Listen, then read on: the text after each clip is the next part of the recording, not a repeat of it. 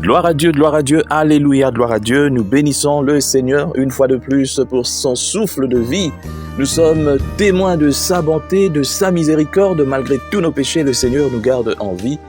Que le Seigneur soit glorifié. Bienvenue à une minute de prière de ce jeudi 9 mai 2024. Aujourd'hui, le Seigneur a mis en mon cœur le désir de partager avec vous ce passage de Michée chapitre 7, du verset 2 au verset 6. Nous lisons au nom de notre Seigneur Jésus-Christ. L'homme de bien a disparu du pays et il n'y a plus de juste parmi les hommes. Ils sont tous en embuscade pour verser le sang, chacun tend un piège à son frère. Leurs mains sont habiles à faire le mal. Le prince a des exigences, le juge réclame un salaire. Le grand manifeste son avidité et ils font ainsi cause commune. Le meilleur d'entre eux est comme une ronce, le plus droit pire qu'un buisson d'épines. Le jour annoncé par tes prophètes, ton châtiment approche. C'est alors qu'ils seront dans la confusion. Ne crois pas à un ami, ne te fie pas même à un intime. Devant celle qui repose sur ton sein, garde les portes de ta bouche. Car chacun a pour ennemi les gens de sa maison. Alléluia, gloire à Dieu. Mon frère, ma sœur, la parole de Dieu ne sort jamais pour rien. Il y a toujours une raison pour laquelle Dieu parle. Aujourd'hui, ça me fait tellement mal. Hier, j'ai vu des images à l'est du pays, dans la rébellion, des gens en train de recruter des enfants. Ça, c'était pire. Le fait de voir des enfants entrer dans la rébellion, et même d'autres aussi, des adultes, je me suis posé la question, mais pour combattre qui ? En réalité, en ce moment, j'ai réalisé que notre pays était en guerre contre lui-même. Soutenu bien sûr par un autre pays, c'est-à-dire nos propres frères, nos propres sœurs, ont pris les armes contre leur propre pays. Nous ne pouvons jamais justifier une rébellion. Jamais.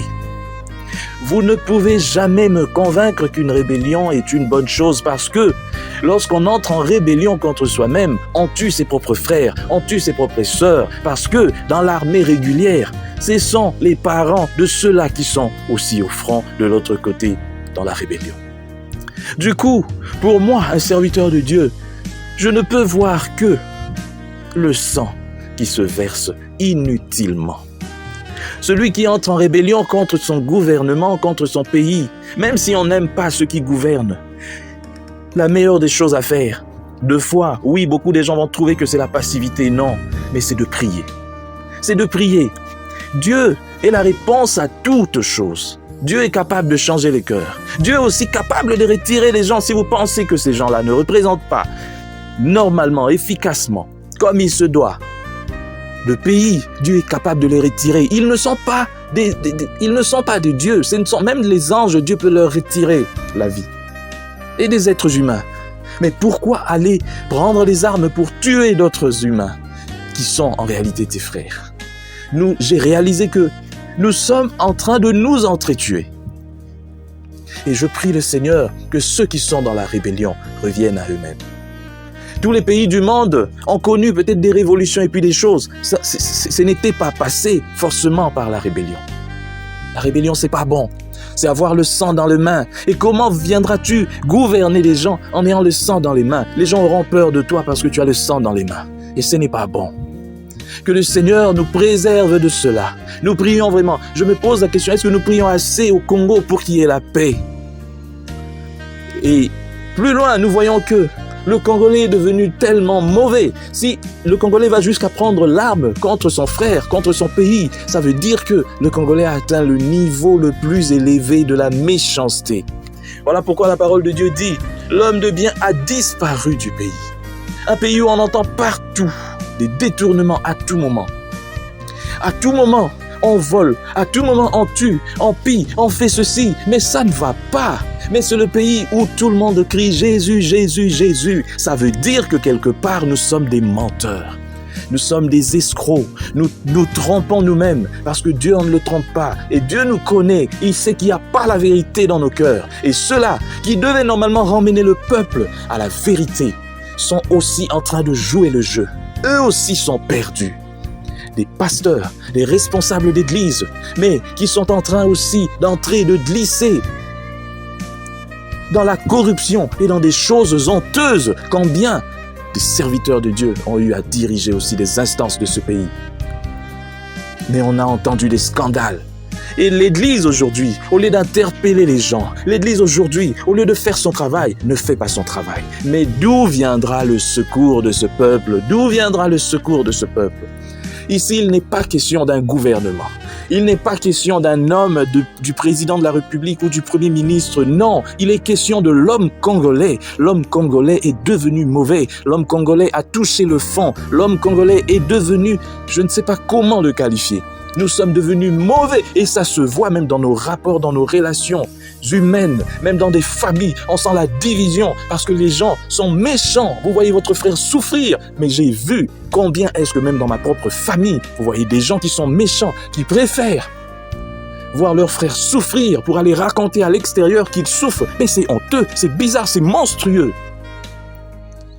Nous avons tant besoin de Jésus aujourd'hui dans ce pays. Le Congolais a besoin de Jésus. Vous me direz, mais Jésus est prêché. Oui, mais ce n'est pas la vraie prédication. C'est pas le vrai évangile. Les gens préfèrent prêcher autre chose. Oui, l'évangile est entré dans ce pays et ça existe, mais seulement ceux-là qui ont la parole, ceux-là qui ont la célébrité, ceux-là qui ont la popularité, ne parlent pas de Jésus, n'apportent pas ce Jésus au cœur, mais ils parlent pour eux-mêmes, pour leur ventre, pour leur famille, pour leur confort. Seigneur, voilà pourquoi j'ai toujours prié que tu donnes du succès à ceux-là qui sont restés dans la droiture, qui prêchent encore ton évangile. Seigneur, donne du succès, fais monter ces ministères qui prêchent encore aujourd'hui pour que les cœurs changent. Je tiens à dire à toi, mon frère qui me suit maintenant, ça ne sert à rien. La course aux honneurs, la course à la richesse, ça ne sert à rien. Peut-être pendant que tu es en train de courir, tu vas tomber, Dieu va te rappeler. Pour qui auras-tu couru? Courez pour avoir cette récompense dans les cieux. Courons pour avoir une place aux côtés de notre Seigneur Jésus-Christ au paradis. Si ce n'est pas pour cela, ça ne sert à rien. Nous sommes en train de nous entretuer, mais pour avoir quoi? En 2100, personne de ceux qui sont déjà adultes ici sera encore vivant. Vous rendez-vous compte? Mais nous courons pourquoi? Nous sommes en 2024. Dans 70 ans, nous serons nous tous sous terre. Ceux qui auront reçu Jésus seront au paradis, mais les autres en enfer. Et si ça devait se passer maintenant, je vois des millions d'âmes en enfer. Et même des millions d'âmes de ceux qui ont reçu la parole mais qui ont refusé de prêcher l'évangile. Parce que Dieu vous condamnera. Que Dieu bénisse sa parole, qu'il bénisse ce pays.